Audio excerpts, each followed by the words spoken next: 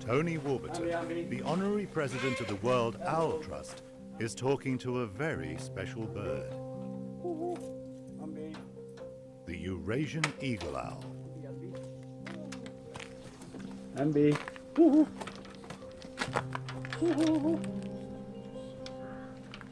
Oh, son. And this is the bird the whole country is talking about.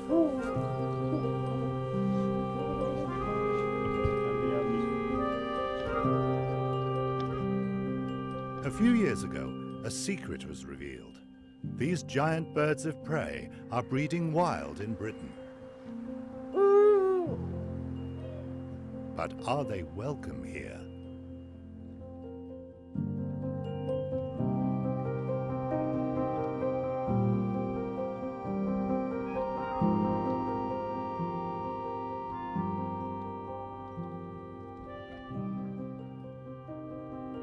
Naturally occurring on the continent, one of the biggest owls in the world was thought to be absent from the British Isles since the last ice age, over 10,000 years ago. To the surprise of everyone, the eagle owl is back. With a 2-meter wingspan and razor-sharp talons, these birds can take prey as big as a roe deer. However, it is these impressive attributes that make them highly controversial.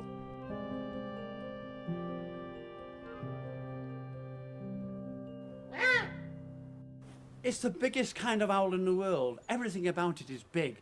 Big feet, big eyes, big size, big wingspan. It's just dramatic.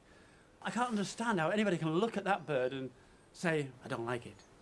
It just makes my heart stop. It makes the hairs tingle on the back of my neck.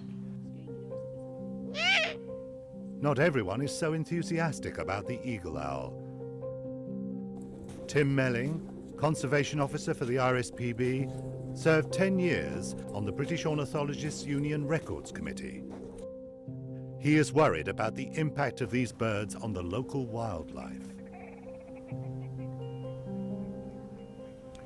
My biggest concern is that eagle owls are a top predator. They're right at the top of the food chain, and there is no evidence that they have been here naturally within the last 10,000 years. So to introduce a new top predator and allow it to spread and take hold in Britain could have serious consequences on the British fauna.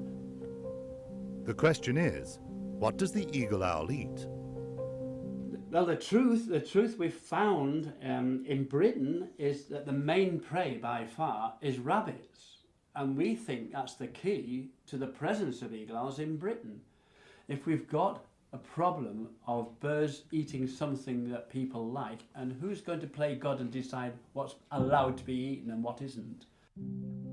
One of the biggest worries is the effect of the owl on the hen harrier population in Britain. With fewer than 20 pairs of hen harriers, the impact can be substantial.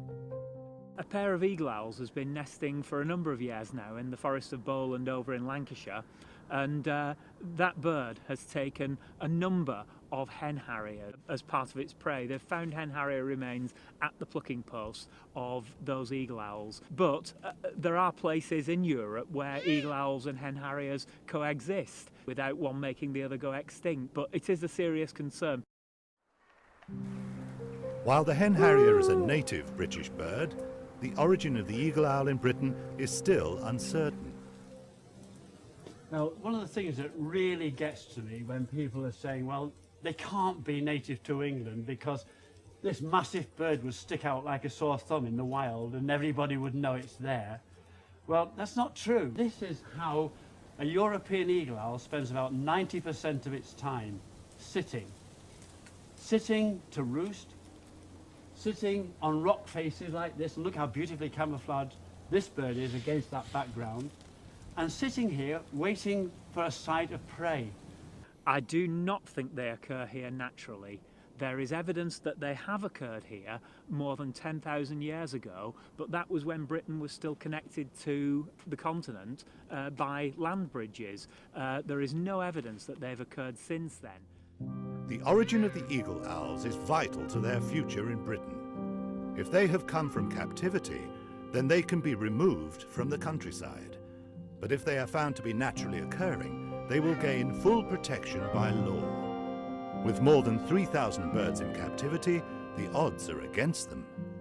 We think birds came across the North Sea to the Shetlands, Orkney, into the northern Highlands of Scotland and have crept downwards. I think that they would probably be physically capable of flying the English Channel. I don't think that 20 miles would be beyond the ability of an eagle owl, but it's just whether or not they are willing to do so.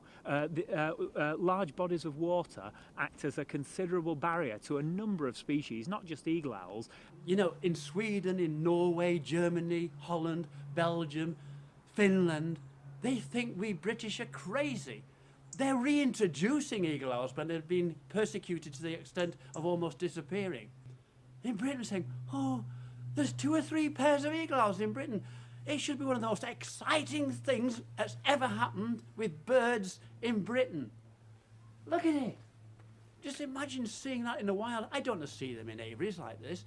I'm here to try and give it a good name. And they were going to probably cull the birds. Cull means kill. The birds that were breeding in Britain. Well, what they could do is actually catch them. They're relatively easy to catch, and the numbers now are so small that it would be possible to catch them without harming them and return them to captivity. However, the latest news has been a great relief for Tony and other owl enthusiasts. Let me tell you the great news. This is brand new.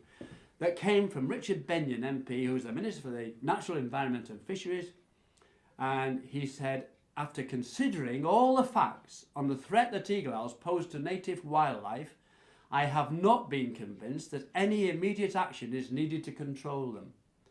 We will continue to monitor the effect they are having on other species, such as the hen harrier, and will reassess the situation if necessary. The UK government has decided that it's not going to take any action against the eagle owls in Britain, but it will monitor the situation just to see what happens.